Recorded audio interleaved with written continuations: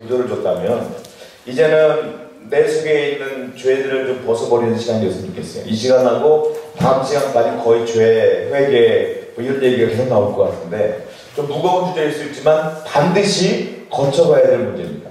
왜냐하면 하나님의 은혜를 받기 위해서는 죄가 있는 상태에서 죄를 모르는 상태에서 내가 죄인인지 죄가 있는지 없는지도 모르는 상태에서 하나님의 은혜를 받기는 참 힘듭니다. 그래서 이 죄를 벗어버리는 시간이 되었으면 좋겠고요.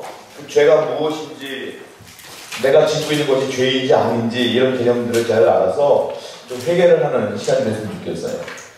자, 여러분 제가 요즘 셀 모임을 제가 인도하지 않습니까? 제가 소그룹 모임을 인도하는데 여러분들에게 제가 어떻게 인도하는 말을 안 하고 인도하고 있어요. 제가 인도하는 법을 셀 교회에서는 뭐라고 하면 4W라고 그래요. 4W. 4W가 뭐냐면 W가 4개야. 맨 처음에 웰컴입니다. 웰컴. 환영을 하는 거예요. 그걸 제가 모임할 때 맨날 축복 찬양 부르면서 환영하잖아요. 그게 웰컴이에요. 그 다음에 월십. 두 번째는 월십인데 그때 찬양을 하는데 반드시 해야 될 찬양이 뭐냐면 회개 찬양과 보혈 찬양과 인재 찬양을 해요. 그러니까 우리가 지난주에 기억하실지 모르겠지만 찬양을 한 뒤에 기도한 뒤에 제가 돌아가면서 회개 한번 하자고 돌아가면서 회개하신 적이 있죠. 회개를 하는 거예요. 그리고 끝난 다음에 그 다음에 세 번째가 월드입니다. 그리고 말씀을 전하는 거예요. 말씀을 시험해요. 나누는 거예요. 맨 마지막 월 시간에는 기도하는 거예요. 하나님 인재를 구하는 거고 전도대상자를 기도하는 건데 그걸 제가 말씀을 안 드리고 그러면서 그냥 해나가고 있어요. 앞으로 소그룹 모임할 때 제가 뒤로 물러나면서 수양리도들이 그렇게 하기를 원하는 마음으로 그렇게 하고 있는데 중요한 게 뭐냐면요. 거기서 보혈과 회개가 중요합니다. 내가 죄를 회개하지 않으면 하나님의 임재가 없어요. 그러니까 우리가 그때 하면서 회개를 강조하는 이유 중에 하나 그거예요. 죄가 있는데 하나님의 은혜가 있을 수가 없어요. 내가 죄를 깨닫고 벗어버릴 때 하나님의 은혜가 있는 줄 믿습니다. 오늘도 우리는 죄인이지 않고 모르는 상태가 왔는데 우리가 말씀에 조명해 보면 저나 여러분은 죄인이에요. 그 죄를 한번 살펴보는 시간이 되었으면 좋겠어요. 자, 나눠드리는 프린터본을 보시면 오늘 이 강의의 주제가 죄와 십자가입니다. 본문은 로마서 3장 10절부터 12절까지고요.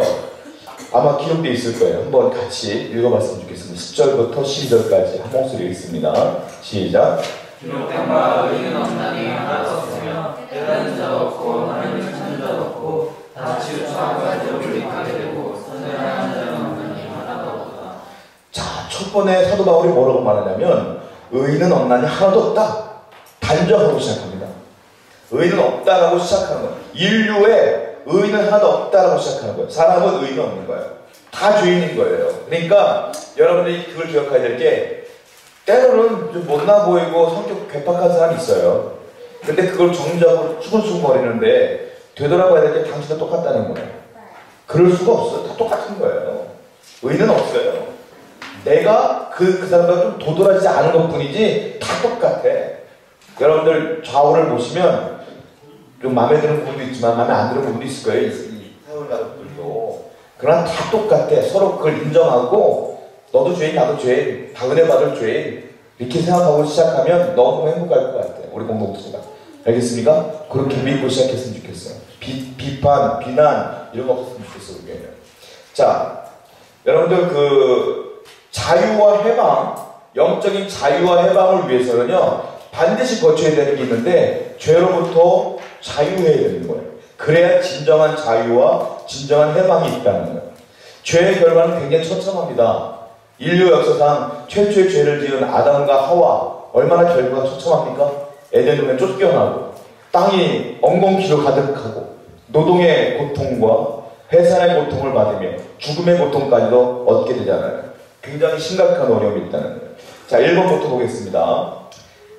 자, 같이 읽어볼까요? 1번, 큰 1번. 시작. 아담의 후손이 이 세상 사람은 모두 원죄에 묶인 죄이다. 원죄. 원죄가 무엇인지 아시죠? 원죄. 원죄는 누가 지은 겁니까? 아담과 하와가 지은 게 원죄예요. 그 원죄로 인하여 우리가 지금 원죄 때문에 고민하고 고통스러워하잖아요. 근데 그 원죄를 깨부신 게 누구냐? 예수 그리스도예요. 예수를 믿는 사람은 그 원죄에서 자유하는 거예요. 자, 아담은 맨 처음에 하나님께 지으셨을 때요. 하나님의 무엇을 따라 만들었다고 했습니까? 형상. 하나님의 형상을 따라 만든 사람이 아담이에요. 그러니까 아담은 원래 거의 하나님 같은 존재야. 그러니까 하나님의 형상과 하나님의 속성을 갖고 있는 거예요. 이걸 신학적으로 뭐라고 말하냐면 아담은 본래적인 의를 갖고 있다고 말해요. 아담은 본래적인 의로운 사람인 거예요, 원래. 근데 사단이 들어오고 죄악이 들어오면서 그 본래적인 의가 박살난 거죠, 말이에요. 깨부러진 거죠. 그래서 그 본래적인 의지가 죄악으로 가득해버리게 되는 거죠. 그 본래적인 의가 없어지는 거예요. 자, 아담이 죄를 지었는데 왜 내가 죄를 지은 겁니까? 내가 왜 죄가 있는 겁니까? 이것은 대표성의 원리라고 그러는데 성경을 찾아볼게요. 시편 51편 5절. 저거 써놨나요? 제가 보다가 한번 읽어보세요. 시작. 내가 죄악 중에 출생하였으며 진신이 죄중에 나를 인하였나이다. 내가 출생하였는데 죄악 중에 출생한 거예요. 그리고 내 모친이 죄 중에 나를 잉태한 거예요. 이게 뭐냐면 우리는 태어날 때부터 죄를 갖고 태어났다는 말이에요. 이게 원죄예요. 이게 원죄. 아담의 죄가 계속적으로 나에게 내려왔다는 거예요. 자, 로마서 5장 19절 한번 보세요. 써놨나요, 제가 혹시? 아니요. 그거는 스마트폰에 있는 분은 찾아보세요. 로마서 5장 19절. 로마서 5장 19절이요.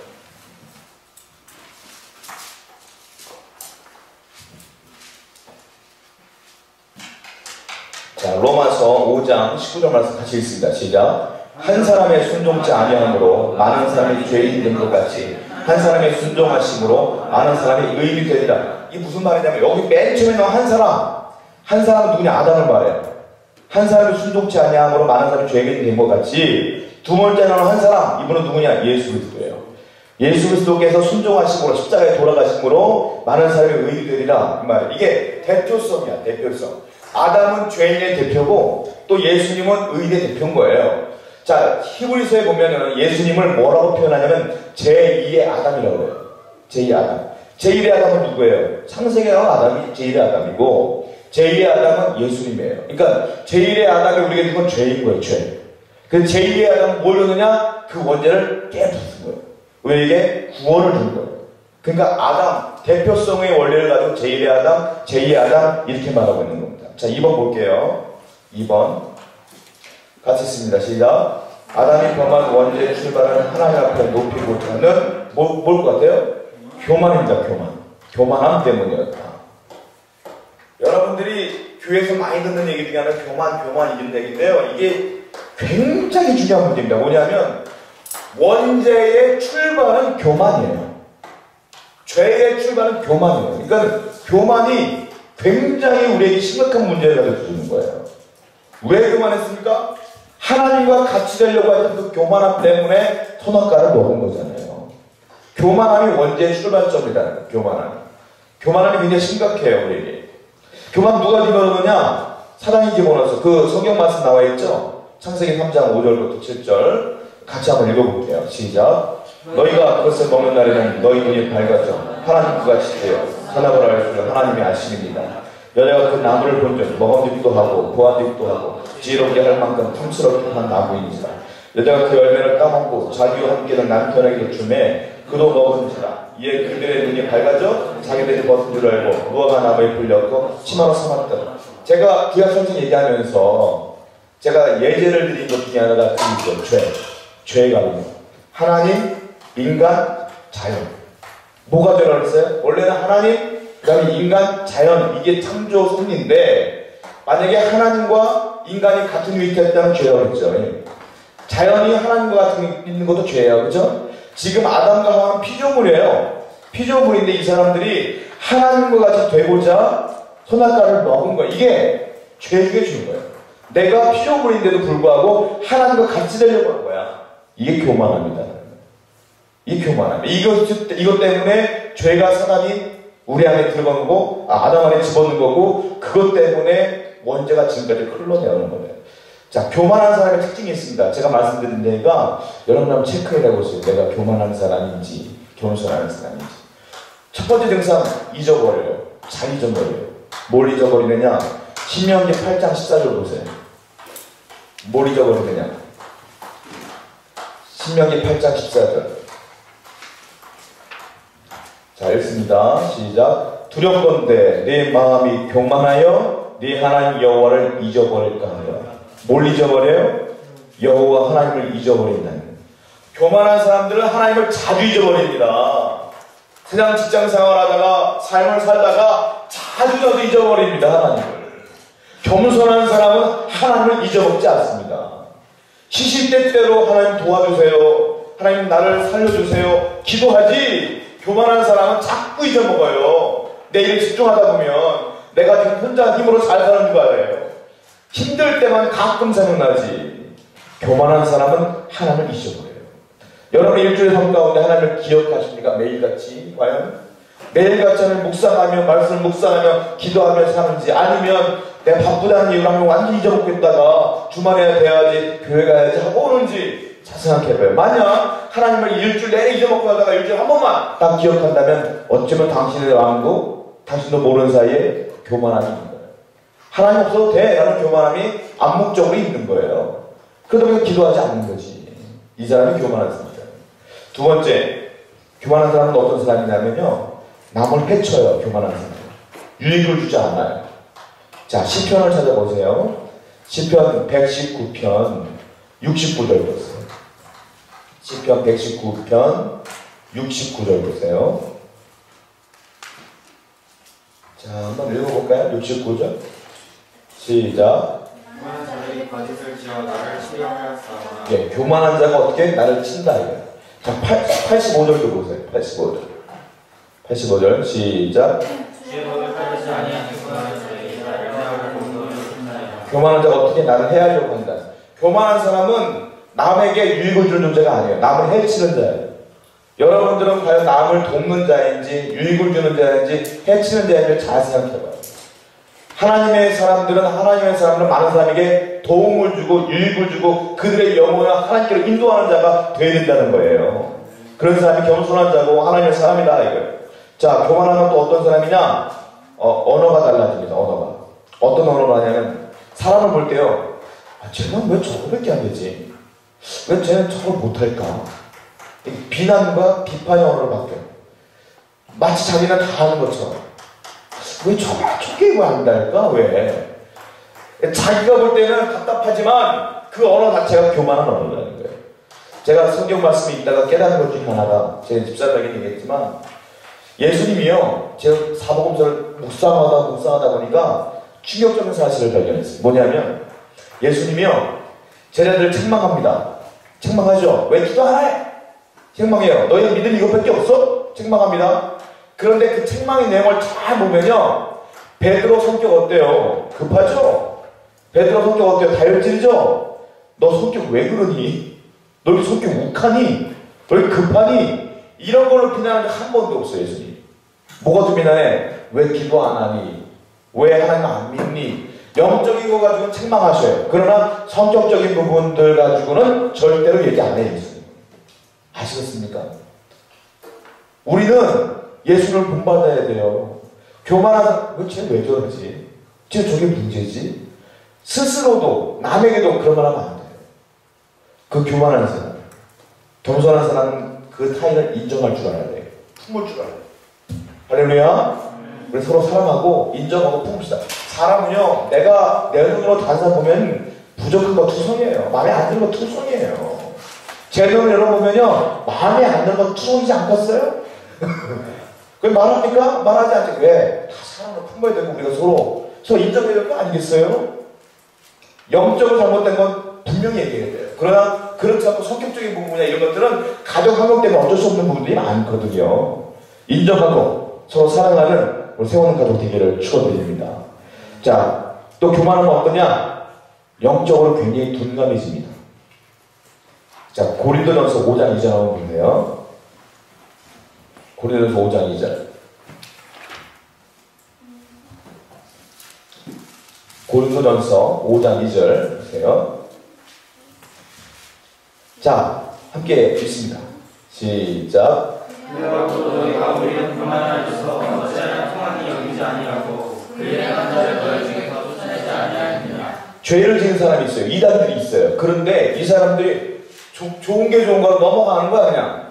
영적으로 그 이단들은 심각한 폐해를 남기거든요.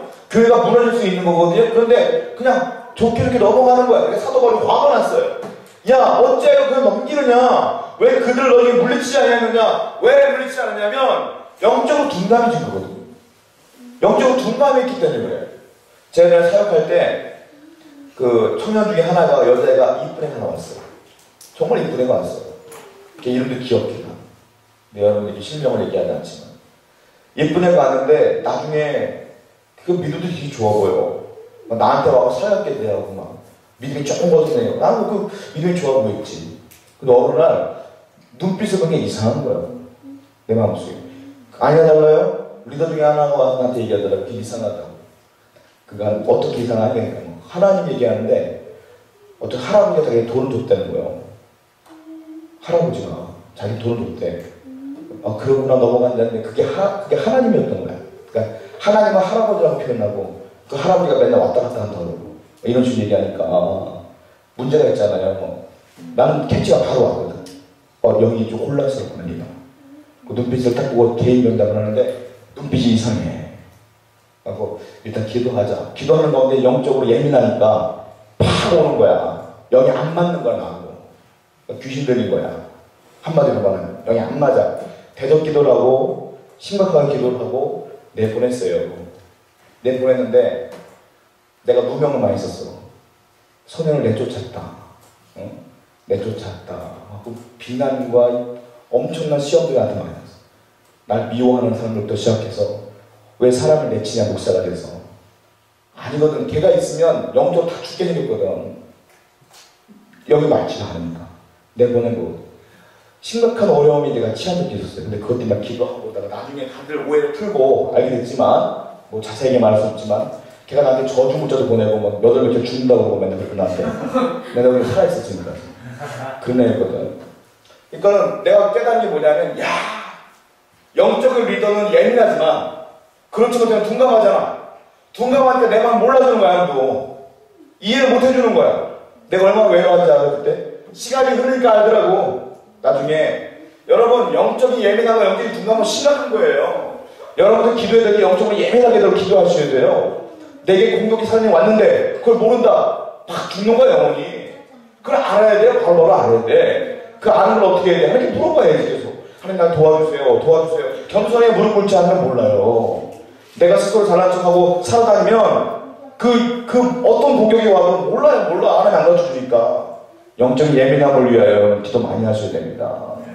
여러분들에게 심각한 생각이 오는 것, 그냥 맨날 생각하니까 뭐 넘어갈 수 있어요. 어쩌면 그게 사단의 공격일 수 있다고요. 그걸 알아채야 된다고요. 교만한 사람은 영적으로 둔감합니다.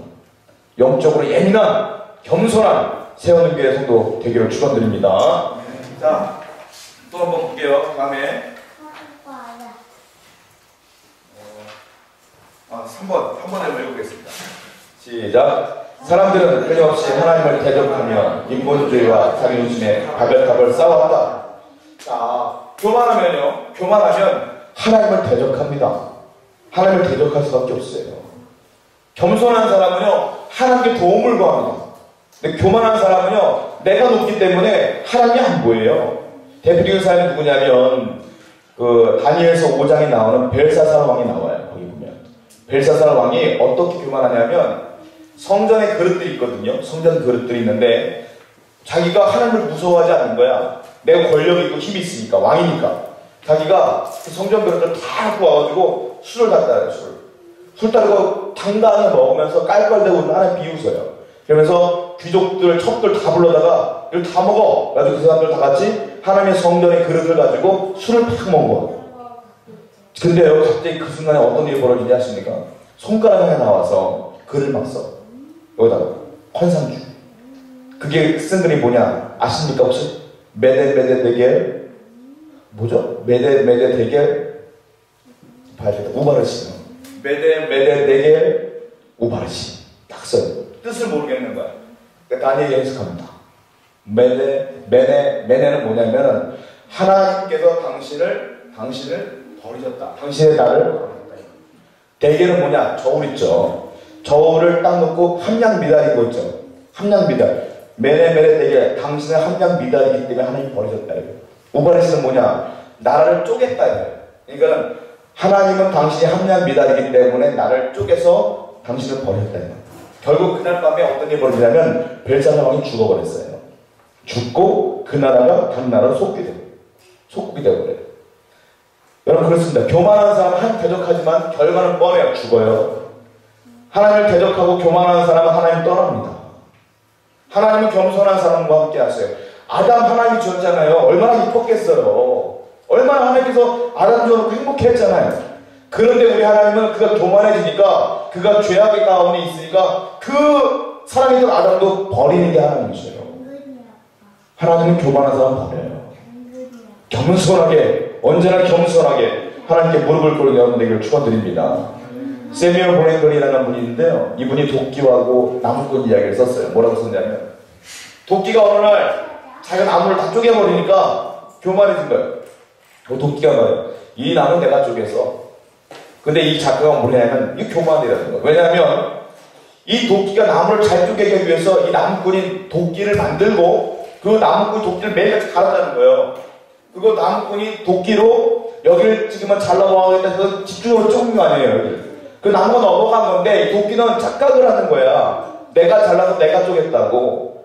만약에 나무꾼이 도끼를 사용하지 않고 던져버리면 녹슨 고철이 되고 마는 거예요. 하나님이 여러분들을 창조하셨습니다. 믿으시기 바랍니다. 하나님이 여러분들의 구원을 주셨잖아요. 내가 아무리 뛰어난 IQ가 뭐 150, 160 되더라도 하나님이 여러분을 쓰지 않으면 고철에 불과한 거예요. 하나님이 내게를 인도해야지 하나님께서 역사하셔야지 가능한 거지 내 힘과 능력으로 안 된다는 거예요. 이거를 우리는 믿고 끝까지 믿고 평생 인지하며 살아가야 된다는 겁니다. 그것이 죄악과 거리가 멀어질 수 있는 방법이라는 거예요. 자, 두 번째 볼게요. 2번, 큰 2번. 읽습니다. 시작. 조상죄로 인해 자손들에게까지 재앙이 미쳐 고통받는다. 질문 하나 해볼까요? 여러분, 유전은 믿죠? DNA가 유전되는 건 아시죠? 제 딸들 보세요. 똑같이 믿잖아요. 유전이 흘러가는 거. 자, 내가 질문 하나 해볼게요. 죄는 유전이 될까요? 안 될까요? 죄는. 첫 번째, 된다. 두 번째, 안 된다. 세 번째, 모르겠다. 몇 번입니까? 죄는 유전이 됩니까? 안 됩니까? 예전에 너의 가게에 흐르는 저주를 끊어라 라는 책 때문에 말씀이 많았었는데 옛날에. 유전이 근데 성경적으로 보면 유전이 됩니다. 성경 볼까요? 출애굽기 20.5절 써놨죠 제가? 읽어보세요. 시작. 너희에게 너희가 그들을 섬기지 말라. 나 여호와 너희 하나님을 주시하는 줄 나를 미워하는 자의 죄를 받되 아비로부터 아들에게로 천사까지 이르노라. 보세요. 나를 미워하는 자의 죄를 갚는데 아비로부터 아들까지 몇 대? 3, 4대까지 이르게 하겠다. 이게 죄가 유전이 되는 거예요. 이게 또 있어요. 자, 민수기 14장 18절 보세요. 거기 써놨나요 제가 혹시? 찾아보세요. 그러면 민수기 14장 18절. 민수기 14장 18절. 자, 읽습니다. 시작. 여호와는 보아를 거두어주고 인자하나 자원을 사하시나 한벌과 자는 가짜놓고 사하지 아니하시고 아버지의 죄악을 자식에게 갚아 3사대까지 이르게 하리라 하셨나이다. 아비의 죄악을 자식이 갚았는데 3, 4대까지 계속 그렇게 한답니다. 죄악이 유전이 되는 거죠. 그러니까 여러분들이 혹시 여러분이 1대로 믿는지 2대로 믿는지 모르겠어요. 근데 여러분들 1대 믿잖아요. 예수님을. 여러분들이 혹시 1대라면 여러분들로부터 다시 그리스도의 놀라운 축복들이 이어질 줄을 믿습니다. 저주만 이어지는 게 아니라 축복도 이어져요. 성경적이에요 이게. 하나님의 은혜 가운데 여러분을 거하길 바랍니다. 내가 지금 잘 믿는 게 중요한 거예요. 그러므로 그 목회자들 가운데 이런 얘기가 있어요. 대대로 목회자 가정 있지 않습니까? 기독교 가정. 기독교 가정 가운데 3, 4대 지나면 영웅이 나온다는 얘기가 있어요. 영적인 영웅. 전병 목사님이 요즘 문제가 심각하지 않습니까? 그 전까지 거의 영웅이었잖아요. 그 양반이 순교자지만 3대인가 4대인가 그랬잖아요. 그 양반. 그런 말이 있어요. 목사님들 가운데. 근데 1대 목사, 내가 처음 믿었어. 내가 처음 믿어서 목회하면 힘들어요. 그런 게 비일비재해요. 왜냐면 나를 중보해주고 기도로 터덕거는 게 없기 때문에 그게 어려움이 있어요. 그것도 틀린 말은 아니거든요. 근데 그렇지 않은 경우도 있죠. 처음 믿고도 막 놀랍게 크게 생각하는 분들 종종 있긴 하지만 여하튼 죄는 유죄된다고 성경에 써 있으니까 우린 그걸 믿을 수밖에 없죠. 제이 에버스라는 분이 이런 말 했어요. 우상숭배는 인간의 마음에서 생겨난다. 사람들은 죄를 사랑하고 그 죄로 인해 책망받기를 원하지 않는다. 그래서 그들은 그들을 책망하지 않을 신을 스스로 만들어낸다. 우상 만들어낸 이유가 책망받기 싫어서 만들어낸 거다. 하나님은 시시콜콜한 걸 다 책망하거든. 그게 싫은 거다. 이렇게 말했어요. 마틴 루터는 이렇게 말했어요. 당신의 마음이 붙들려 있는 것이 바로 당신의 신이다. 우상은 다른 게 아니다. 내가 지금 가장 집중하고 있는 것이 우상이다. 마틴 루터는 그렇게 얘기했다는 거예요. 자, 골로새서 3장 5절 한번 볼까요? 에베소서 5장 5절. 에베소서 5장 5절. 써있나요, 혹시? 찾아보세요. 그건 중요한 거니까. 자, 구약의 우상은요, 알다시피, 소 형체, 이런 것들 만들어 놓은 걸, 금송아지 이런 것들을 우상이라고 했는데, 신약에서는 우상이 다릅니다. 그 범위가 확 넓어집니다. 자, 에베소서 5장 5절을 보세요. 읽습니다. 시작. 너희도 그런 이스라엘과 음행하는 자, 더러운 자나 탐하는 자, 우상숭배자는 다 그리스도와 하나님의 나라에서 끼어들어 보세요. 음행하는 자나 더러운 자나 탐하는 자, 곧 이 말은 뭐예요? 곧 우상숭배자. 이게 뭐예요? 그 앞에 있는 것들이 다 곧 우상숭배다 이 말이잖아요. 신약에서 사도 바울이 말하는 우상숭배는 음행하는 것, 더러운 것, 탐하는 것, 이거 다 포함해서 우상숭배라는 거예요. 그래서 죄가. 자, 골로새서 3장 5절 보세요. 골로새서 3장 5절. 자, 있습니다. 골로새서 3장 5절. 시작. 그러므로 땅에 있는 지체를 죽이라. 음란과 부정과 사욕과 악한 정욕과 탐심이니 탐심은 우상숭배니라. 뭐요? 탐심도 우상숭배이다. 이 앞에 있는 모든 것들이 우상숭배니라. 십계명의 제일 십계명이 뭡니까? 우상을 만들지 말라, 섬기지 말라잖아요. 우상숭배 하나님이 제일 싫어해요. 근데 신약에 와서는 이 모든 것들 다 우상숭배니라. 다 죄인이라. 이렇게 말하고 있습니다. 라이널드 리버라는 신학자가인데 이분이 이렇게 말했어요. 우상이란 무신론에 대한 이야기가 아니다. 우상이란 뭐냐면 현대를 뒤덮고 있는 날마다의 문제다. 날마다의 문제가 뭐예요? 이거. 음란과 부정과 사욕과 탐심과 정욕과 이거. 리버도 이렇게 말했어요. 그렇습니다. 여러분들이 지금 혹시 음란과 사욕과 정욕과 투기와 질투와 이게 빠져있다면 어쩌면 당신도 우상숭배에 빠지는 거라는 거예요. 내가 금송아지 안 빌기 때문에 나 우상숭배 안 해. 그게 아니라는 거예요. 지금 누구나 다 지금 어쩌면 우상숭배에 빠져 있을 수 있다. 저나 여러분인데 어쩌면 죄인일 수 있다. 아시겠습니까? 혹시 요 안에 나와 있는 단어 가운데 여러분들이 빠져 있다면 이 시간에 다 건져버려야 돼요. 다 깨끗하게 하나님께 용서받고 다시 한번 우리가 하나님께 나아가야 될 줄로 믿습니다. 자, 두 번째 볼게요. 2번. 작은 2번. 읽습니다. 시작. 제사물고 우상숭배와 귀신이라는 것이다. 자, 이 제사 문제 참 민감합니다. 한국에서는 진짜 제사 문제 민감해요. 저는 어린 시절부터 어머님하고 큰 집에 가면, 큰 집은 천주교였어요. 천주교는 제사를 지냅니다. 제사를 지내는데 어머니가 이제 아버지도 제사를 지내줬어요. 근데 제사를 지내려고 하는데 어머님이 딱 나와. 안 돼. 어머님이 나하고 내 동생은 절대 못하겠어. 어머님도 안 하셨어. 어머님은 기도하셨어. 큰 집에서 너무 싫어하는 거야. 우리만 너무 불편해져. 분위기가. 아버지도 때로는 막 왜 안 하냐고 막 그래. 제사 문제가요 가정에 분란을 일으켜요. 가끔 보면. 여러분들도 그런 경험 없었어요? 혹시 기독교 집안은 상관없지만 그렇지 않은 집안은 이게 참 문제가 있어요. 자, 분명히 제사는 우상 숭배라고 써있어요. 자, 고린도전서 10장 20절 한번 볼게요. 성경 먼저 읽겠습니다. 시작. 하나님의 제사하는 것은 귀신의 것이고 하나님의 제사하는 것이 아니니 나는 너희가 귀신과 교제하는 자들을 원치 않느니라. 제사는 귀신과 교제하는 거기 때문에 제사하지 말라 이거죠. 그래서 안 하고 있는데 문제가 심각해져. 기독교는 불교 종교다. 효를 강조하는 대한민국에서는 참 문제가 심각해져요. 근데 여러분 그거 아십니까? 제사를 맨 처음에 제사 문제가 불거진 거는 1791년도에 정조 때에 일어났던 일이에요. 뭐냐면 그때 권상현과 윤지춘이라는 분이 있었는데 이분 천주교인이에요. 이분들이 제사를 안 지내고 오히려 더 나가서 이분들이 자기네 모셨던 조상신들 있죠. 다 불태워버린 거야. 여기에 나라가 뒤집어졌어. 그래가지고 윤지충, 권상현 때문에 천주교인들 10,000명 이상이 다 참수당했어요. 다 죽었어요. 핍박당했어요. 근데 그거 아세요? 이 권상현, 윤지충이 누구냐? 천주교도예요. 천주교도. 개신교도가 아니고 천주교도예요. 천주교도가 제사를 그렇게 안 하고 싫어했던 사람들인데 오늘날 천주교는 뭐야? 다 제사 지내. 아이러니컬하지 않습니까? 그들은 그때는 다 천주교들은 제사 안 지냈는데 왜 지금은 지낼까요? 현실과 타협한 거지. 종교 타협, 대화업 원리에 대해서 스님이 교회 와서 설법하고 그 다음에 목사님이 불교 가서 설교하고 절 가서 그러면 되게 멋있어 보이지 않습니까? 다 그렇게 하고 천주교가 굉장히 괜찮은 종교인 양 포장되어지고 그러지 않습니까?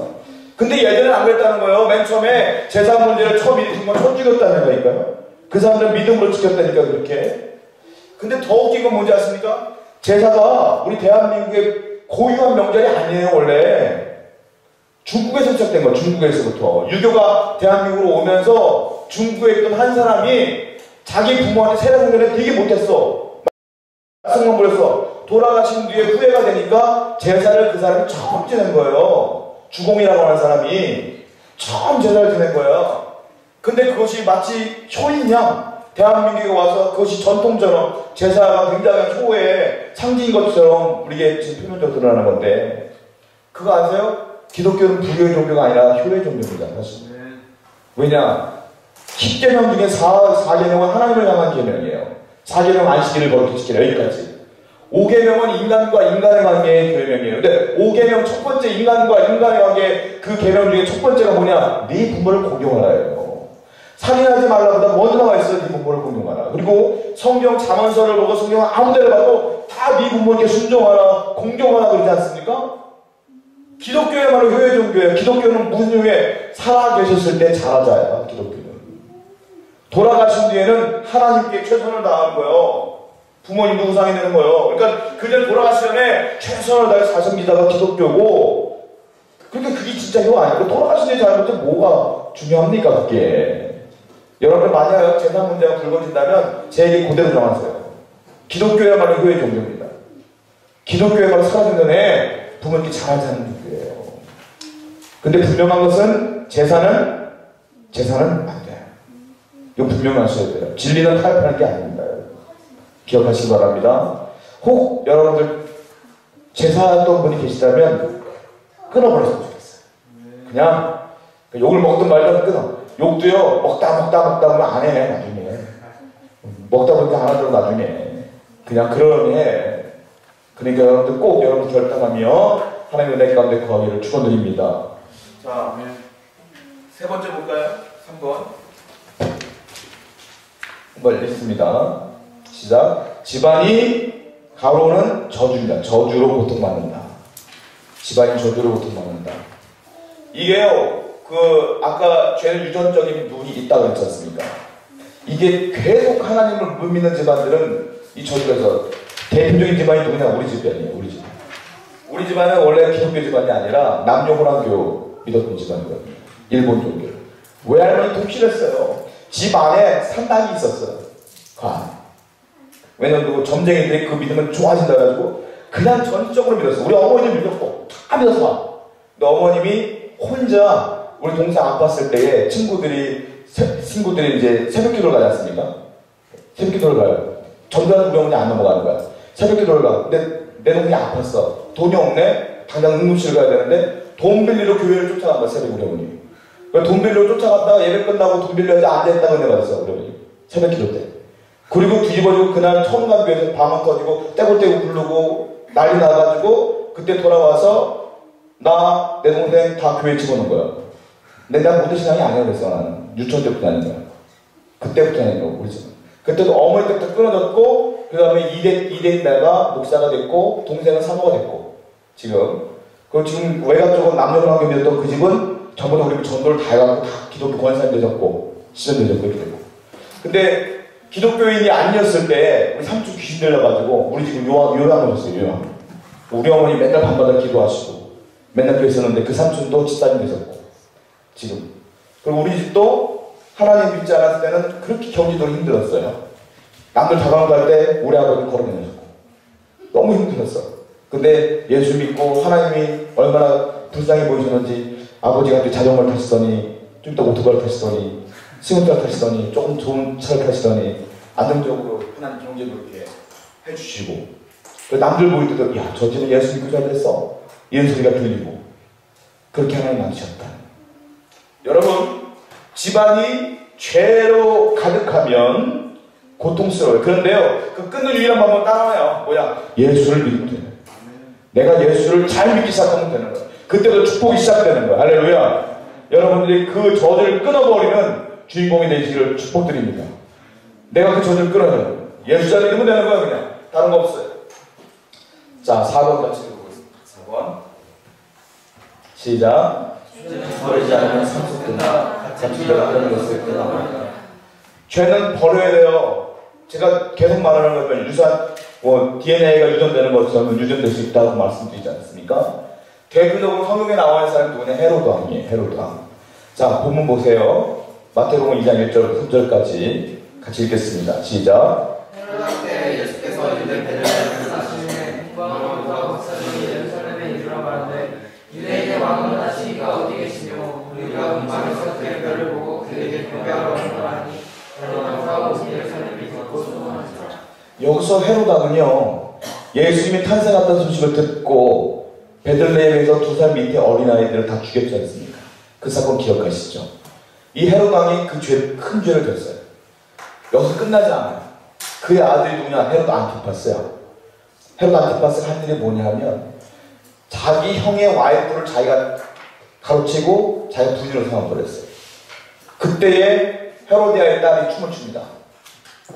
그때 그 세례 요한이 독서를 뽑았어요. 뭐라고 하냐면 이 나쁜 놈 네가 왕이 다냐? 어떻게 범죄할 수 있느냐? 어떻게 형님의 와이프를 네가 가로쳐서 살 수 있어? 그랬더니 세례 요한을 옥에 가둬버렸단 말이에요. 근데 헤로디아의 딸이 뭐라고 합니까? 세례 요한의 목을 주세요. 그 목을 탁 잘라버린 게 헤롯 대왕의 아들 헤롯 안티파스. 자, 여기서 끝나는 이 저주가 끝나지 않아요. 그 아들이 헤롯 아그리파 1세가 있어요.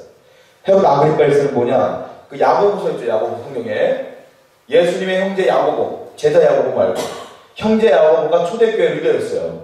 그 야고보서를 쓴 분은 예수님의 제자 야고보가 아니라 예수님의 형제 야고보예요. 그 야고보서가 그거예요.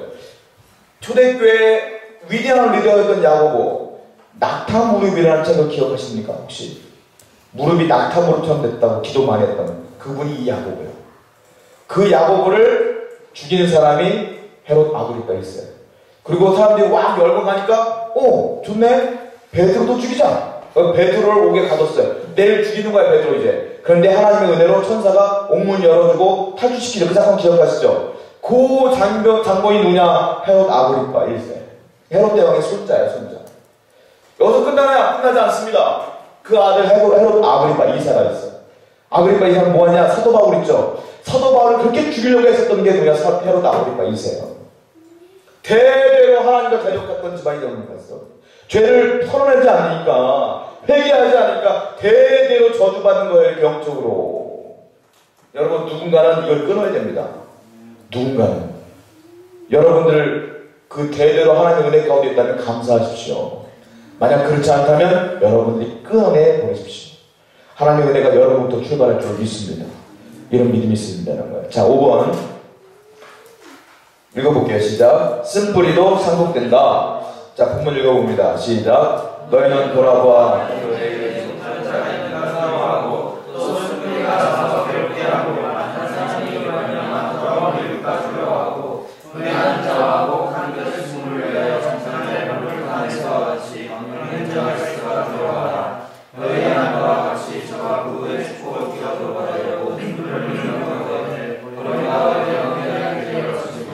아멘. 쓴뿌리가 뭐냐면요. 보통 쓴뿌리 그러면 미움을 얘기합니다. 미움. 어렸을 때 상처. 이런 것도 쓴뿌리라고 얘기해요. 누구나가 쓴뿌리가 있고요. 상처가 있어요. 나는 없는 줄 알았거든요. 내가 근데 지금 없는 줄 알았는데 지금 생각해보니까 하나님을 처음 만났을 때 그 쓴뿌리가 해결된 거야 이미. 있었어. 그래서 내가 모르는 거였던 거예요. 보니까. 쓴뿌리가 있어요. 사람들은. 특히 누구를 미워하는 경우가 있습니다. 그냥 싫어하는 경우가 있어요. 대대로 역사적인 쓴뿌리는 뭐냐? 한국과 일본이 쓴뿌리야. 사실. 대한민국 일본만 나면 너무 싫어. 그리고 또 쓴뿌리야. 중국과 일본 너무 싫어. 그런 거죠. 자, 정태기 목사님이라고 혹시 아세요? 유명한 목사님인데 가정 상담에 거의 독보적인 존재인데 그분이 했던 간증 가운데 이런 게 있더라고요. 어느 날 이분이 우체국을 가는데 우체국 가서 이제 편지를 보내는데 우체국 여직원이 그렇게 인상을 쓰고 그렇게 얼굴이 어두울 수가 없더래요. 그냥 갔대요. 또 갔대. 더 어두워진 거야. 세 번째 갔대. 친절하지가 않고 너무너무 그 얼굴을 보니까 짜증이 확 나는 거야, 이분이. 다음에 와서 또 그래봐라. 다음에 와서 더 그래. 화가 나고 목사님이 소리 질렀대요. 당신은 우체국 직원이 이렇게 인상이 안 좋냐고. 사람들 친절하게 돼야지. 이 여자가 울먹이면서 아저씨 때문에 그래요. 왜? 아저씨 얼굴이 너무 무서워서 제가 그러는 거예요. 자기 얼굴을 봤대요, 그때. 자기가 봐도 깜짝 놀랄 정도로 얼굴이 우울해 보이고 무서워 보이더래요. 그때 이분 충격을 받았어요. 그래서 내 안에 공부한 분이니까 쓴뿌리가 있구나. 그때 해결하기 위해서 노력했다. 라는 얘기 있거든요. 얼굴로 나타나. 얼굴. 밝아야 돼. 밝아야 돼. 쓴뿌리가 해결이 아니고 얼굴로 나타나. 쓴뿌리가 뭡니까? 미워하는 거라 그랬죠. 해결 방법, 그분이 제시한 해결 방법이 있어요. 정태기 목사님. 간단합니다. 뭐냐? 미워하는 사람이 있으면 어떻게 해결되느냐? 첫 번째, 그 사람을 조건 없이 용서해라. 그냥 용서해라. 그분의 해결 방법이에요. 용서하려고 애써라. 두 번째는 어떻게 해결되느냐? 내가 조건 없이 용서하려고 해도 용서가 안 된다는 거예요, 사람은. 쉽지가 않다는 거예요. 그래서 하는 게 뭐냐? 주님께 맡겨라. 주님께 맡겨라. 주님 용서가 안 됩니다. 라고 일러라. 그 사람하고 용서해보려고 애써라. 그래야 된다는 거예요. 세 번째는 뭐냐? 가장 중요한 건데, 그에게 다가가라, 네가 먼저. 예수님께서 말씀하셨잖아요. 헌금하니까, 야, 헌금하기 전에 너 먼저 형제하고 화해하고 와. 예수님 그랬지 않았습니까? 그 말이에요. 먼저 네가 나가서 용서를 구하고 화해해라. 안 그러면 그 쓴뿌리가 너를 망가뜨린다. 혹시 이 교회 안에, 혹시 여러분들 직장 안에, 사업장 안에 혹시 그런 분이 있다면 용서하세요. 내가 미워한다고 나만 손해고 나만 스트레스 위장병 걸려요. 용서하십시오. 안 되면 주님께 일러요. 기도하십시오. 우리 교회 안에 그런 사람이 없기를 축원합니다. 서로 사랑하는 줄을 믿습니다. 뭐 진수형제 서로 미워하지 말고 그냥 용서하십시오. 일러요 그냥. 자, 우리 6번 볼까요? 6번. 땅도 저주를 받는다. 아담과 하와의 범죄로 땅이 저주받습니다. 땅이 엉겅퀴가 생겨요. 그걸 아셔야 돼요. 내가 하나님께 교만하여 저주받는 자가 된다면 내 주위도 다 그렇게 된다는 거예요. 이 땅도 아담이 거했던 그 땅도 저주받는 거예요. 여러분들이 축복의 사람이 되면 여러분들로 인하여 주위가 축복받는 거예요. 보세요. 요셉이 형통하니까 보디발의 가정이 형통했어요. 믿죠? 그런데 내가 저주를 받으면 아담 때문에 온 인류가 저주받고 땅도 저주받는 거예요. 다 축복된 사람에게 이걸 축원드립니다. 겸손한 사람에게 이걸 축원드립니다. 내가 중요한 거야. 제가 중요한 게 아니고 내가 중요한 거야. 내가 오늘 내가 은혜 받고 하나님 앞에 다시 한번 좌절형통된다면 나 때문에 내 주위 사람들이 은혜 받는 거예요. 왜? 내가 기도해 주니까 걔가 잘 되는 거예요. 내가 축복받으니까 내가 가는 곳마다 하나님의 은혜가 있는 거예요. 그런 사람이 되기를 축원드립니다. 이게 누구냐? 복의 근원이요. 아브라함이 복의 근원이 뭐예요? 복덩어리에 복덩어리. 여러분들이 가는 곳마다 그런 은혜가 있었으면 좋겠어요. 자, 큰 3번 같이 읽어보겠습니다. 큰 3번. 시작. 자범죄로 말미암아 인간은 하나님의 저주를 받게 되었다. 자범죄란 무엇입니까? 아까는 지금까지 원죄 때문에 이런 일이 벌어졌다는 얘기를 한 거예요. 지금 원죄의 첫 출발은 뭡니까? 뭐라 그랬어요 제가? 아담의 뭐? 교만이에요. 교만 때문에 시작된 거예요. 원죄는 아담의 교만 때문에 시작된 거예요. 그렇다면 자범죄는 뭐야? 자범죄는 무엇으로부터 시작하느냐? 자, 갈라디아서 5장 19절 보세요. 5장 19절부터 20절 본문 말씀 읽어보겠습니다. 시작. 육체를 현저하니 모든 것과 그런 것과 세과 세상 수매와 수와 원수를 맺는 것과 분쟁과 시기와 분냄과 당치는 것과 불량과 이단과 투기와 술 취함과 방탕함과 도둑과 같은 것들이라 전혀 너희에게 경계할 것이 경계하니 보세요. 원죄는 누가 해결했습니까? 예수 그리스도가 해결했어요.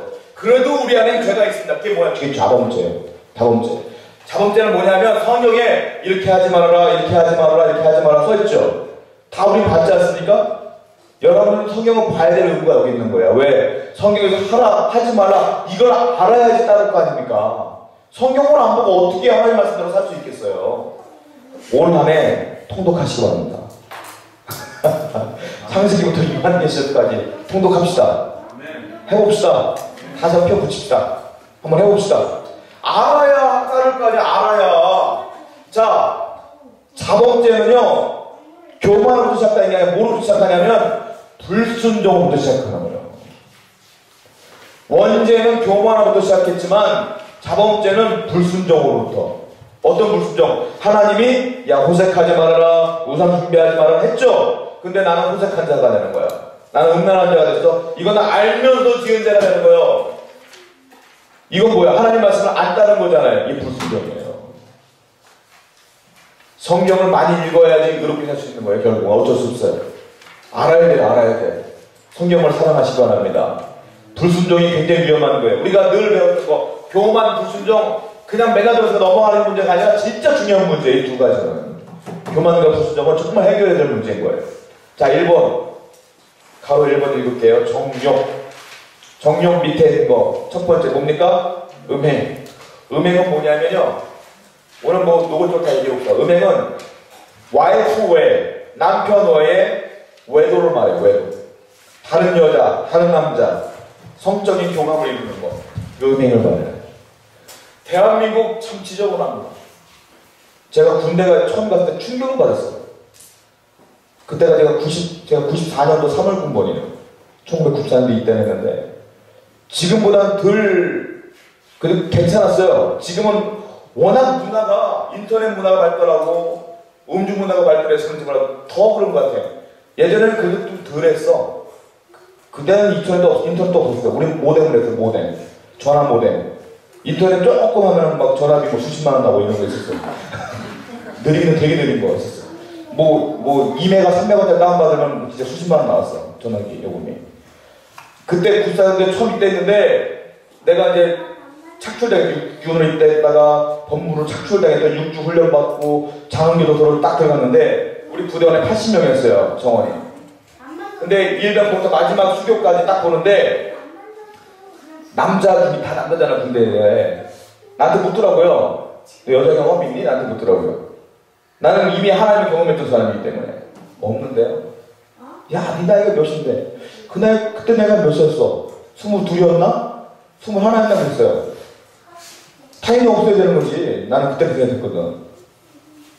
근데 비슷하지 않은 또래가 다 22, 21 될 거 아니에요. 다 군대에. 80명 중에 79명이 전부 다 총각이 아니야. 나만 총각이야. 참 기가 막혀. 내가 굉장한 사람이니까요. 80명 중에 나만 하나 빼고 다 경험이 있는 거야. 그 당시에. 아니 남자가 혼자 경험하나? 여자도 있었을 거 아니에요. 그 여자들은. 그리고 내가 물어봤어요. 나중에 이제 짬밥 좀 입고 왔을 때 차이렇게 얘기하는 거야. 나는 결혼은 예수 믿는 사람하고 할 거야. 박노영이 보니까 예수 믿는 애가 좋을 것 같아. 왜요? 너 보니까 여자들도 경험이 없을 것 같아. 그러니까 나는 예수 믿는 애가 결혼할 거야. 이러더라고요. 지는 놀고 다 놀고. 여러분들 자매들을 사수하시기 바랍니다. 이거 다른 분들은 놓치면 안 돼. 사수해. 어떻게 잡아야 돼. 그때도 그랬거든? 지금은 어때요? 지금은 어때요? 장난 아닙니다. 지금은 여러분들 마치 오피스 와이프라는 얘기 있죠. 집에는 와이프 말고 사무실에서 와이프가 또 하나 있는 거예요. 뭐 그런 와이프, 그런 얘기가 아주 자연스럽게 흘러와. 얘기가 달려 그런 것들이. 자연스럽게 놀면, 우린 놀면 어떻게? 아까 게임하고 놀는데요. 예수 믿는 사람들. 그들은 어떻게? 룸사롱으로 가고 술을 먹고 이렇게 놀잖아요. 룸사롱 가면 여러분들 여자가 딱 앉아서 그냥 술만 따라주는지 아십니까? 복장이 다릅니다. 복장 거의 안 입고 합니다. 여러분. 그런 데서 술 먹는 거예요. 남자들 그래. 그런 상황이야. 은행은 그런 거야. 여러분들 거기 좀 벗어났으면 좋겠어요. 아멘? 좋은 거 아니잖아요. 성경에 분명히 써있어요. 하지 말라고. 두 번째, 더러움. 더러움 뭡니까? 더러움. 자, 성경 밑에 제가 성경 써놨나요? 로마서 1장 24절 읽어보세요. 시작.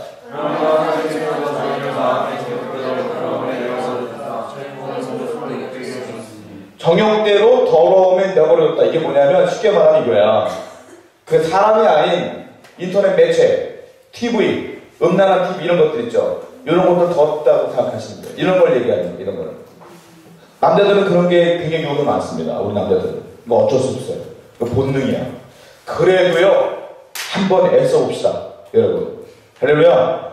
한번 해봅시다. 애써봅시다. 남자들은 이거 참 이거 힘들어요. 그래도 한번 기억해보면서 한번 노력해봤으면 좋겠어요. 자, 그 다음에 3번 호색입니다. 호색. 호색이 쉽게 말하면 그 정욕에 빠져갖고 뭐 돈, 시간, 모험 이런 것들을 허비하는 걸 말해요. 쉽게 말하면 아까 제가 말씀드린 그 룸살롱 이런 데 빠져가지고 돈 쓰고 시간 낭비하고 모험 버리고 이런 것들을 말하는 거. 이게 호색이에요. 자, 직장 생활하면 쉽지 않습니다. 믿음으로 어떻게든 순결하고 거룩하게 살아봅시다. 요즘 이런 애쓰는 모습 하나님께 도와주실 줄 믿습니다. 자, 네 번째 정욕입니다. 정욕은 음행, 더러움, 호색 다 포함한 게 정욕이에요. 사실은 대표적인 사람이 누구냐? 우리 이한길 목사님께서 요즘 사사기 강의하시는데 대표적인 사람이 누구냐? 삼손.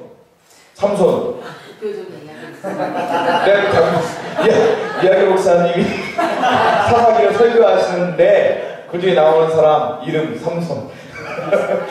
삼손이 대표적인 사람이에요. 삼손. 미안해 목사님 그런 거 아니에요? 삼손이에요. 삼손 같은 경우는 드릴라에 빠지고 이방인에게 빠져가고 나중에 하나님의 비밀을 다 가르쳐주면서 거기 콕 빠져가고 나중에 두 눈 뽑히고 노예로 살잖아요. 정욕은 말로 그렇게 되는 거예요. 결국은 그걸 아셔야 돼요. 여러분. 결국 나에게 유익한 것이 아닙니다. 단호하게 맞습니다. 절대로 나에게 좋은 게 아닙니다. 나를 망하게 하는 겁니다. 전부 다 정욕은. 자, 2번 우상숭배. 1번 읽어볼게요. 우상숭배는 하나님의 가장 싫어하는 것입니다. 우상숭배는 우리 하나님이 제일 싫어하는 거예요. 아까 말씀드렸어요. 신학의 우상숭배는 음행행위 전부 다 포함하는 거라고 그 모든 것들을 다 우상숭배라고 보시면 되는 거예요. 사실. 자, 2번 보면 술수 나와있어요. 술수가 뭐냐면요. 갈라디아서 5장 10절 본문 말씀 읽어볼게요. 시작. 맺는 것과 분쟁과 시기와 자, 술수가 뭐냐면요. 뭐 점, 사주팔자, 뭐 관상, 뭐 부적, 굿 이런 것들을 술수라고 합니다. 여러분 아무리 답답해도요. 점으로 다니지 마십시오. 주님께 기도하시기 바랍니다. 아시겠어요? 왜냐하면 집사님들, 권사님들 점으로 다니면 안 믿어요. 내가 알거든. 답답하면 기도하셔야 되는데 이게 믿음이 없어서 기도해도 답답한 거 하나님 말씀 안 하시거든. 전 보면 이 무당이 팔아보려 얘기 주잖아. 뭐 이렇게 그렇겠지 저렇게. 그게 재밌는 거야. 여러분 기독교는 인내의 종교예요. 믿음으로 기다리는 종교예요. 하나님 끝까지 기다리시면 반드시 응답 주십니다. 절대 여기에 현혹되지 않았으면 좋겠어요. 자, 3번 삐뚤어진 감정. 갈라디아서 5장 10절 보면은 중간에 보면 분냄과 당짓는 것 같아서 분냄. 분냄이 뭡니까? 화내는 거. 화내는 게 나쁜 거냐? 그게 나쁘다고 말할 수는 없어요. 왜냐하면 내가 분노하니까. 그런데 문제는 뭐냐면 이 화내는 게, 분내는 게 그 자체로는 그렇게 심각한 죄가 아닌 것 같지만 분내는 것 때문에 죄로 이어지는 것들이 너무도 많다는 거예요. 이 삐뚤어진 감정 때문에 내가 죄로 이어지는 게 너무 많아요. 분내다 보니까 상대방을 미워하게 되고, 분내다 보니까 그 사람을 비난하게 되고, 분내다 보니까 그 사람을 저주하게 되는 거잖아요. 이 감정이, 삐뚤어진 감정이 원인에 대해서 나타나는 결과가 너무 심각하기 때문에 가능하면 예수 믿는 사람은 화를 안 내야 돼요. 참아야 돼요. 제가 처음 그리스도를 영접한 뒤에 성격이 좀 급한 편이라 제일 먼저 온 시험, 저는 학창 시절 때 꼭 1년에 2사람 이상은 때렸어요. 제가 꼭 반드시 이상하게 화를 못 참아갖고 2사람 이상은 때렸어. 내가 힘이 좋아서 걔들 날 못 이겨. 못 이기는 애만 때렸겠지 내가. 꼭 2사람은 때렸어. 그때는 아무렇지도 않은데 성령을 경험한 뒤에 내가 너무도 큰 죄를 졌다는 걸 깨달았어요. 그 하나님께 첫 번째 기도한 게 욕이었고, 두 번째 기도한 게 절대로 친구들 괴롭히지 않고 때리지 않는 거. 정말 못된 사람 같다 이렇게 얘기하니까. 그게 내 기도 제목이었어요. 그런데 나를 절망케 하는 건 뭐냐면 1년에 한 번은 꼭 우라가 치는 경우가 있어. 그때는 나도 모르게 주먹이 나가잖아. 그때 막 때린 다음에 하나님께 금식도 하고 너무 죄송스러워. 걔한테 사과를 해도 걔는 이미 상처를 받았지 않습니까? 그게 사과가 됩니까? 너무 힘든 거예요. 그렇게 기도하고 또 1년이 지났는데 또 1년에 한 번은 거기 나와. 또 때려. 제가 2번인가 3번, 거의 3년 정도 그 기도만 했던 것 같아요. 3년쯤 지나니까 철도 들었겠지만 이게 사라지더라고요. 그 이후로는 그게 싹 사라지더라고요. 화도 잘 안 내고. 화날 것 같아도 하나님의 은혜로 그럴 이유가 있겠지 뭐. 다 덮어버리고. 이런 애가 더 넘치더라고요. 지금처럼 화 안 내요, 잘. 여러분들이 막 못되고 막 이상한 짓 하고 막 그러죠? 집사람 알아요. 집에 가서 다 하나님의 은혜겠지 뭐. 넘어가려고 했어요. 사실. 할렐루야. 분내는 건 좋은 거 아닙니다. 화를 참으세요. 옆에 사람하고 손을 꼭 잡아서 이제 화내지 맙시다. 화로 인한 결과물들이 엄청나요. 분내는 것 때문에 싸우지 마세요. 자, 네 번째, 하나님을 깨뜨리는 것. 자, 본문은 똑같아요. 갈라디아서 5장 20절에 보면 맨 마지막에 보면 하나님을 깨뜨리는 게 뭐냐? 당짓는 것, 불리함, 이단, 다 하나님 깨뜨리는 것. 죄는 뭐냐? 연합을 깨뜨리는 게 죄예요. 뭐가 연합을 깨뜨리냐? 비난하고 비판하면 연합이 깨질 수밖에 없어요. 그냥 말 조심합시다. 여러분, 항상 긍정적인 언어, 항상 비전의 언어, 칭찬의 언어, 격려의 언어. 할렐루야. 그 사람이 마음에 안 들어도 웃으면서 격려의 언어, 집에서 기도할지언정 격려의 언어. 하나님이 다 해결해 주실 걸 믿고 그냥 우리는 좋은 말로 이렇게 나갔으면 좋겠어요. 이게 교회 아니겠습니까? 이게 교회에서 욕먹으려고 교회에 누가 있었어요? 격려받고 위로받으려고 배우는 거지 아니겠습니까? 서로 비난하지 말고 하나 되었으면 좋겠습니다. 자, 5번 무절제한 생활, 투기, 술 취함, 방탕. 자, 성경에 솔직히 말하면 술 먹지 말라 이런 말은 좀 없어요. 근데 이런 말은 있습니다. 네 몸은 거룩한 성전이니 깨끗하게 하라는 말이 있어요. 그러니까 술 먹으면, 담배를 피면 내 몸이 더러워지는 건 확실하지 않습니까? 그래서 그걸로 연결해서 술 먹지 말라 그럴 수 있어요. 근데 솔직히 성경 단어 그대로 보면 술 취하지 말라라고 했지 뭐 술 먹지 말라 이런 말은 없거든요. 자, 술 취하는 건 방탕한 생활이고 무절제한 생활이에요. 술을 먹으면 안 취할 수 없어요. 솔직히 술 먹는 이유가 뭐니까 술 취하려고 먹는 거거든. 그 알딸딸 한두 개 줘서 먹는 거거든요, 사실은. 근데 술 취하면 정상적인 삶을 살 수 없어요. 무절제해지고 내가 아닌 누군가가 나오잖아요. 또 제2의 인격체가 나오면서 이상한 행동들을 하게 되지 않습니까? 성경에서는 무절제한 생활하지 말라는 거예요. 술 취하는 것도 방탕한 것도 투기하는 것. 투기는 뭐예요? 질투야, 질투. 이 모든 것들이 다 무절제한 생활이다 이렇게 말하고 있어요. 자, 예수님 힘들지 않습니까? 그걸 다 그만둬야 된다 이거. 성자로 살아야 돼 우리는 진짜로. 아유, 노력하면 사는 거예요. 노력하면. 그래야지 세상이 우리를 인정합니다. 자, 6번 태만. 태만은 뭐냐? 자, 야고보 4장 17절 한번 분명 읽어보세요. 시작. 이러므로 사람이 선을 행할 줄 알고도 행치 아니하면 죄니라. 이 뭐냐? 선을 행할 줄 알고도 행치 아니하면 죄니라. 이게 뭐 불순종이에요. 우리는 선이 뭔지 압니다. 자, 그러면은 내가 부담을 하나 줄게요. 예수님이 뭐라고 했어요? 너희 땅까지 이룬 내 증인이 되리라고 했죠. 복음을 증거하라고 했죠. 우리 알아. 안전해요. 죄예요. 불순종이야 뭐. 돌아가면 전도합시다 우리. 불순종이에요 사실은. 다 죄예요. 태만이야 태만. 하나님의 말씀을 안 따르는 태만이야 태만. 이건 다 전부 다.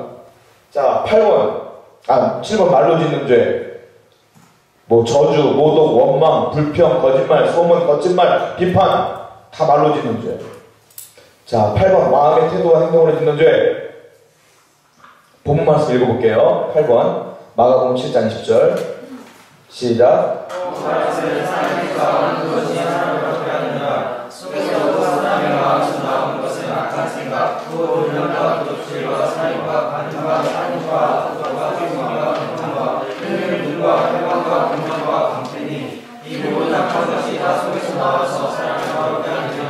이 모든 죄는 어디서부터 온다고요? 마음에서 나온다는 거예요.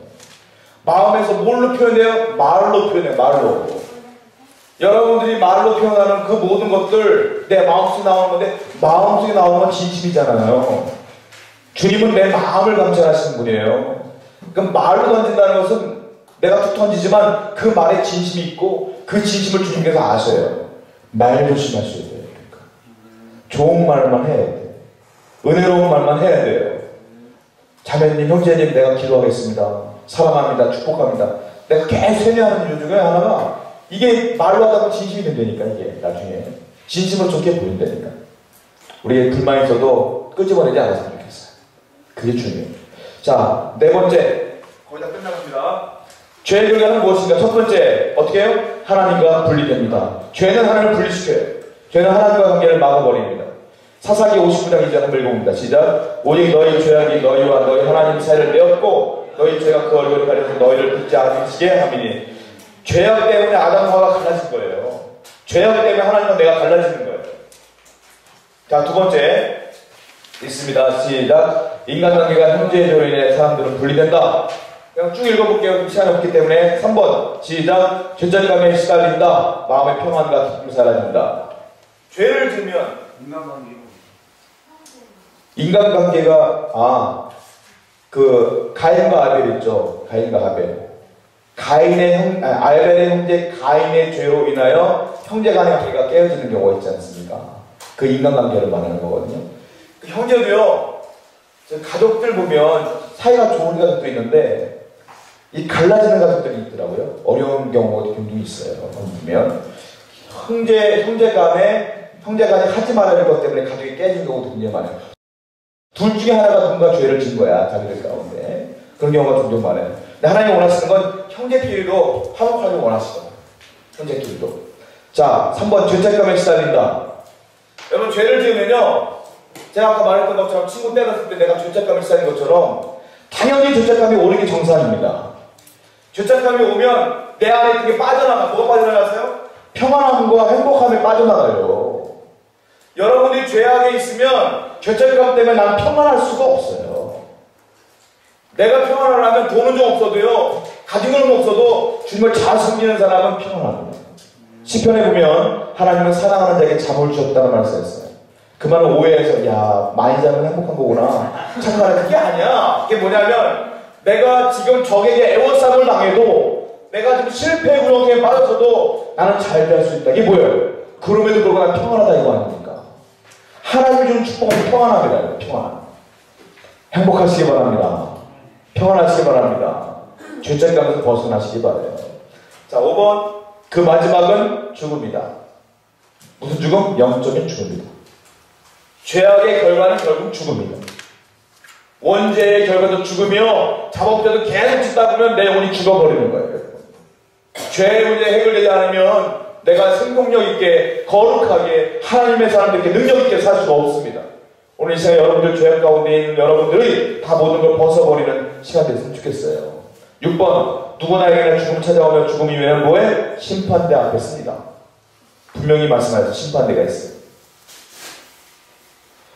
자, 그 다음에 큰 5번으로 넘어갈게요. 빨리 넘어갈게요. 큰 5번. 자, 지금까지 죄에 관한 얘기만 계속했습니다. 그렇다면 이거 해결 안 됩니까? 해결됩니다. 어떻게 해결됩니까? 5번.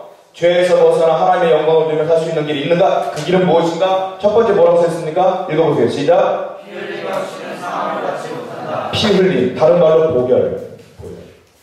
오직 예수 그리스도의 보혈만이 우리를 죄악 가운데서 벗어나게 할 수 있다. 구약에서요, 제사를 지내는데 제물을 각을 뜹니다. 팔다리 다 쪼개고 각을 뜨고 내장을 긁어내서 내장을 따로 모아놓고 피는 다 쏟아버리죠. 그리고 그걸 번제로 드립니다. 그게요, 중요한 단어가 뭐냐면 피 흘림이에요. 누군가 희생해서 죽는 거예요. 자, 피 흘림이 이게 제사의 기본이에요. 가장 중요한 거예요.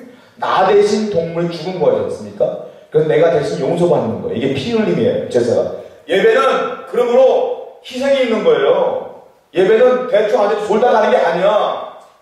누군가 죽는 게 예배예요, 사실은. 나 대신. 그러니까 내가 죽을 힘을 다해 주님께 나가야 되는 게 주 예배라고요. 최선을 다하시기 바랍니다. 누가 이렇게 졸면 때려. 이제 때려. 야, 너 피 흘림 기억 안 나? 때려. 피 흘려야지. 자, 피 흘림의 의미가 몇 개가 있어요. 첫 번째, 피 흘렸다는 건 나 대신 이 동물을 죽은 거 아닙니까? 희생의 피예요. 희생의 의미가 있어요. 대표적인 예가 6월절입니다. 6월절.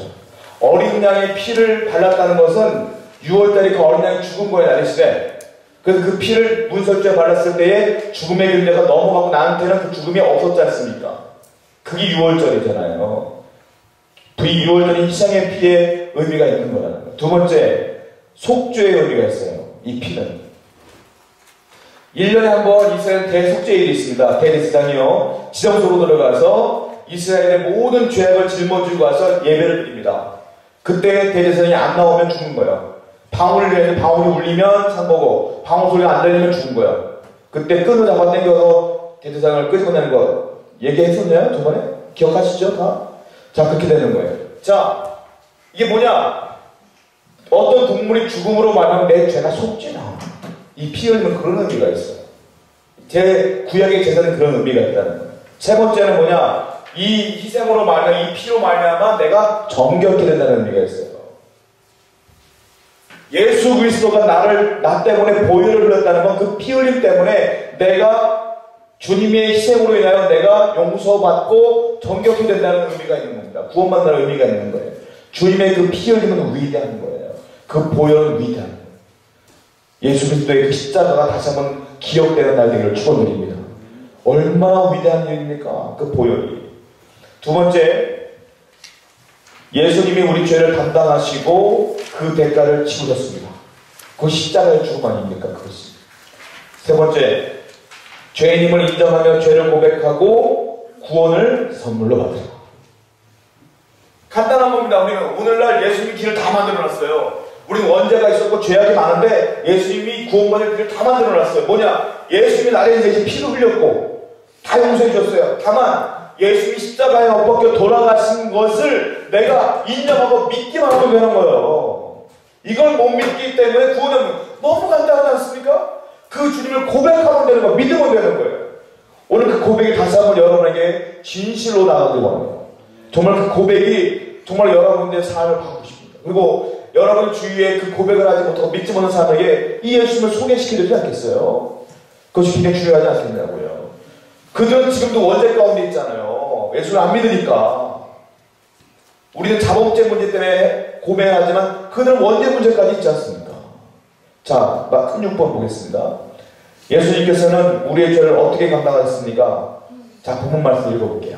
시작. 그가 찔림은 우리의 허물을 인하며 그가 상함은 우리의 죄악을 인함이라. 그가 징계를 받음으로 우리가 평안을 누리고 그가 지치게 하심으로 우리가 나음을 입었도다. 우리는 다양한 사정을 등하며 각기 지색을 얻어내며 여호와께서는 우리의 죄를 저희에게 감당하시리로다. 예수님은요, 우리의 죄를요, 허물로 인하여 그분은 상했고요. 그리고 우리의 죄악을 인하며 채찍을 맞으셨어요. 고통으로. 자, 십자가에 못 박힐 때 못이요. 여러분 알고 싶으면 우리가 대못 요만한 게 아니지 않습니까? 사람이 매달리는 못이잖아요. 제가 예전에 그 고난주간을 맞아서 못을 좀 찾으러 다녔거든요. 근데 못이 얼마냐면 그 성경을 좀 봤더니 신학서도 보니까 못이 우리가 흔히 아는 거의 정만의 정. 그것도 어디 뚫냐면 여기 뚫린 게 아니라 찢어지니까 여기 보면 뼈가 있잖아요. 여기다 뚫는 거야. 그래가지고 딱 뼈에 걸쳐갖고 몸에 안 떨어지게. 그 못을 여기랑 바라보고 여러분이 매달렸다고 생각해봐요. 살이 찢어지는 거 아니에요? 그 고통을 다 받은 거 아닙니까? 그 죄 때문에.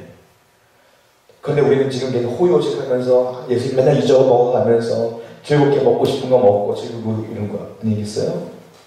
자, 예수님은 나 때문에 십자가에서 그 고통을 당했다. 여러분 십자가를 다시 한번 기억하시고 오늘 다시 한번 내 죄악을 주님을 위해서 벗어버리는 귀한 날 되기를 축원드립니다. 자, 여러분 그 예비 뽑기 다시 해요?